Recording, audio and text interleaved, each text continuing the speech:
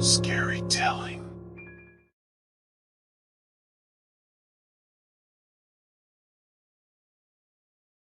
As I drove down the highway on a scorching hot day, the traffic started to slow down. I could see the cars ahead of me were stopping, and people were getting out of their cars. As I approached, I noticed that there had been a car accident. One car had hit the other from the rear, and the driver of the car that had been hit was sitting inside with the doors locked. The driver of the other car was standing outside, looking completely calm and collected. His skin was a deep shade of brown, and he had a short, military-style crew cut. I watched as he looked around, surveying the scene with a detached air, as if he wasn't really involved in what was happening. But what struck me as odd was that the driver of the other car wasn't coming out to discuss the accident. Normally, drivers involved in an accident would get out of their cars and try to determine who was at fault. But this driver seemed to have no interest in doing so. I got out of my car to see if there was anything I could do to help. As I approached, I could hear the driver of the other car talking to the injured driver through the closed door. "I'm sorry," he said in a soft voice. "I didn't see you." "I'm sorry." I watched in horror as the driver of the other car suddenly reached into his pocket and pulled out a strange-looking device. It looked like a remote control, but it was unlike anything I had ever seen before. He aimed it at the other car, and there was a sudden flash of light. The injured driver screamed, and I could hear the sound of glass breaking as the windows of the car shattered. The driver of the other car calmly walked away, still holding the strange device in his hand. I stood there in shock, trying to process what had just happened. I knew that I had to call the police, but when I tried to dial, my phone wouldn't work. It was as if the accident had somehow disrupted the signal. As I stood there, feeling helpless, I heard a strange noise coming from the other car. It was a low, pulsing sound, like a heartbeat. But it was coming from the car itself, as if the vehicle had somehow come to life. Suddenly, the doors of the car began to shake, as if something inside was trying to get out. I backed away, my heart pounding in my chest, as the doors burst open. What emerged from the car was not human. It was a creature unlike anything I had ever seen before. Its skin was gray and mottled, and its eyes glowed a bright red. Its fingers were long and spindly, and its mouth hung open in a grotesque smile. I turned and ran, my heart racing as I fled from the scene. I could hear the creature's footsteps behind me, and I knew that I had to get away. I didn't know what had caused the accident or why the other driver had done what he did, but I knew that I had to get as far away as possible.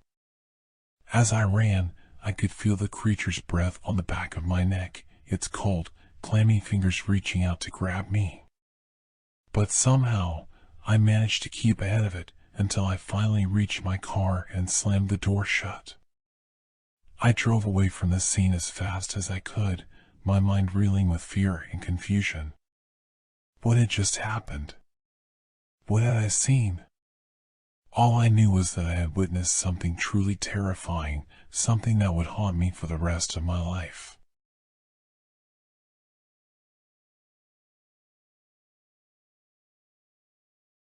In the small, isolated town of Millfield, there was a legend that had been passed down from generation to generation.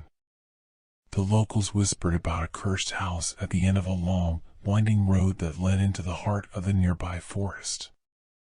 The house was said to be home to a witch who had been banished from the town centuries ago, and anyone who dared to venture too close would fall prey to her wrath. Despite the warnings, a group of 5 friends decided to investigate the legend for themselves. They were curious and skeptical, believing that the stories were nothing more than myths designed to scare children. They piled into a car and drove towards the edge of the forest, determined to find the house and uncover the truth. As they approached the end of the road, they saw the house looming in front of them.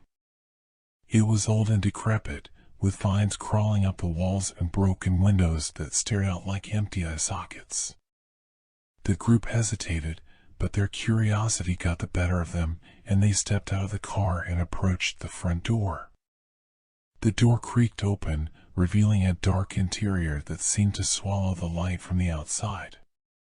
The friends cautiously stepped inside, their flashlights piercing through the darkness. They explored the house, creeping from room to room, and it wasn't long before they realized that they were not alone. Strange noises echoed through the house, and the temperature seemed to drop with each passing moment. Shadows danced across the walls, and the group began to feel a sense of unease. It was as if something was watching them, waiting for them to make a mistake. As they descended into the basement, the sense of dread grew stronger. They saw symbols etched into the walls, and the air was thick with an acrid smell. Suddenly, one of the friends let out a blood-curdling scream, and the group turned to see that he had been grabbed by something unseen. Panic set in, and the group scrambled to find a way out. They raced up the stairs, but the door had been sealed shut. They were trapped, with no way out, and the sense of malevolence in the house grew stronger with each passing moment. They soon discovered that the witch had indeed been real and that her spirit still lingered in the house. She had been a victim of the town's superstitious beliefs, and her anger and despair had cursed the house and all who dared to enter. The group was never seen again, and the house at the end of the road was left abandoned, a warning to all who passed by. The legend of the witch lived on, and the town of Millfield remained cloaked in a sense of foreboding that could never be shaken.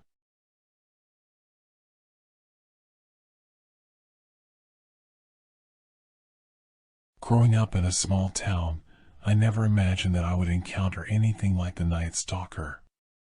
The name alone was enough to send shivers down my spine, and for good reason. The Night Stalker was a serial rapist who terrorized our community for years, leaving over 100 victims in his wake. Despite numerous investigations, he was never apprehended, never charged, never arrested. He simply vanished, leaving us all to wonder when he would strike again. The Night Stalker had been a troubled teenager who was sent away to prison for 10 years after being caught robbing houses. He vowed to return and haunt the dreams of those who had testified against him, and true to his word, he did just that. After serving his time, he moved back in with his mother and began his reign of terror. I remember the first time I encountered him. I was walking home from a friend's house late at night when I saw a dark figure lurking in the shadows. At first, I thought it was just my imagination, but as I got closer, I realized that it was the Night Stalker. He had a twisted grin on his face and his eyes gleamed with a dark intensity. I tried to run, but he was too fast. He pinned me against the wall, and I was paralyzed with fear. He whispered in my ear, telling me about all the things he had done to his other victims. The stories he told were horrifying, and I knew that I was lucky to still be alive. He let me go, but the fear he instilled in me stayed with me for years. After that night, I became obsessed with the Night Stalker. I spent all my free time researching his crimes, trying to find a pattern, anything that would help the police catch him. But the more I learned, the more terrified I became. Then one night, he came for me again. This time, I was ready. I had a plan. I fought back with all my might, and in the end, I was able to escape. But the Night Stalker wasn't done with me yet.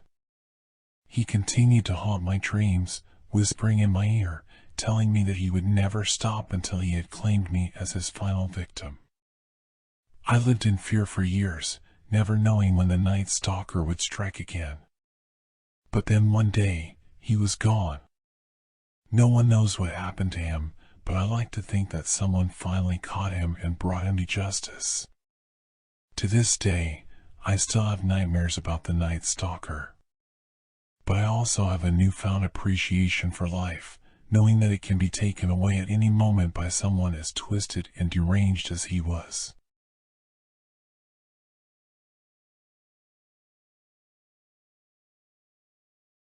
Although I have never experienced any horror incidents, one day in my 9th or 10th grade year, I had an encounter that would forever change my beliefs about the supernatural. It was a typical Saturday evening, and my family had gone out to visit my aunt's house, leaving me home alone. As a responsible teenager, I had promised to finish my homework and then settle down with some popcorn to watch a movie. I had barely finished my homework when I heard a knock on the door. I went to open it, thinking it was one of my friends, but to my surprise, no one was there. As I turned to walk back to my room, I saw something in the corner of my eye. It was a small, porcelain doll sitting on the shelf. I had never seen it before, and I had no idea where it came from. As I walked closer, the doll's eyes seemed to follow my every move, and I couldn't shake off the feeling of unease it gave me. I brushed it off as just my imagination and decided to watch my movie. However, as soon as the movie started, I heard a faint whisper. It sounded like a child's voice, but I couldn't make out what it was saying. I paused the movie and walked around the house, but I couldn't find anyone. As I returned to my room, I saw the doll's position had changed. Its head was now tilted, and it seemed to be staring at me. I was spooked, but I tried to convince myself that it was just the air conditioning making the doll move. The whispering continued, and the doll's position kept changing. It was clear to me now that something was not right. I tried to pick up the doll to throw it out, but it seemed to be stuck in place. Its eyes now seemed to glow in the dark, and its hair had started to come undone. As the night progressed, the whispering turned into laughter, and the doll's position kept changing. I was too afraid to move, and I was trapped in my own house with this cursed doll. I tried to call my parents, but my phone was dead. I was alone and helpless. It wasn't until the morning that my parents returned home and the doll finally stopped moving. They found me trembling in my bed, and I could barely speak. I told them everything, but they didn't believe me. They thought I was just making things up. From that day on, strange things began to happen in our house.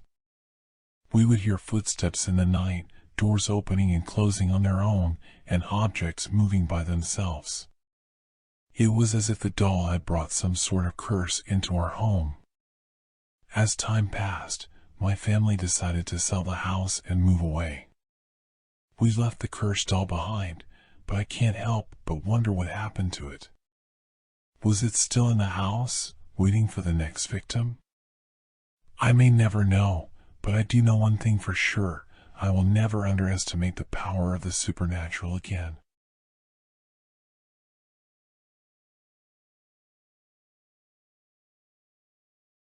I was always scared of the basement in our house, and I'm not sure why. It was a normal basement, with a washer and dryer, some storage space, and a few old pieces of furniture, but for some reason, it always gave me the creeps. My parents always laughed and called me silly, but I couldn't help the unease I felt every time I was down there. One day, I was home alone, and I had to go down to the basement to do some laundry. As I descended the stairs, I felt the hairs on the back of my neck stand up. The usual fear was there, but it felt more intense this time.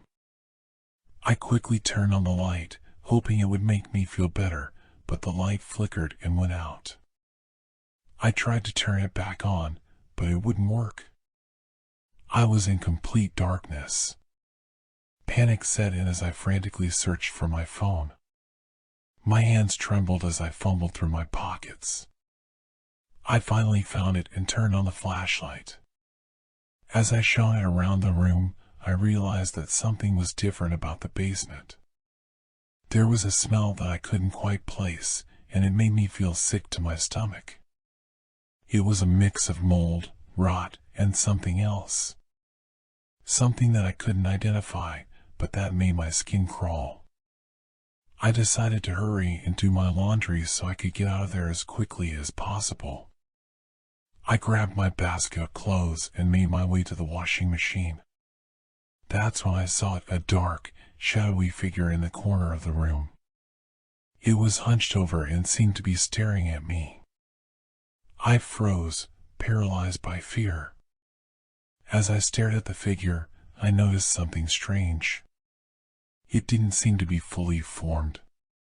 It was almost like it was made of smoke or mist. But as I watched, it began to take shape. I couldn't make out any details, but it was definitely a person.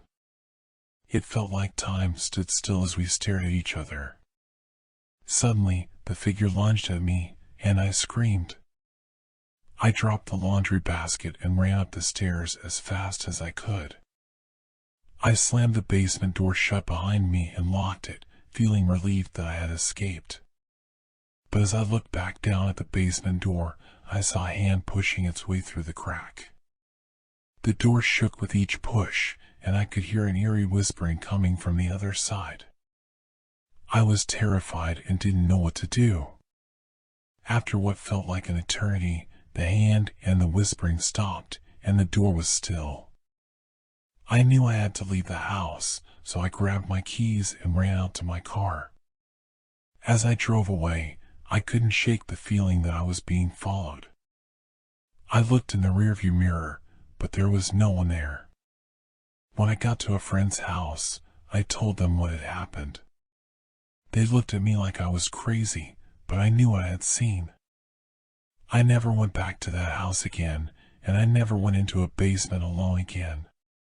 To this day, I can still hear the whispers and feel the hand pushing through the crack. The dark basement will always haunt me, and I know that I'll never be able to forget what I saw that day.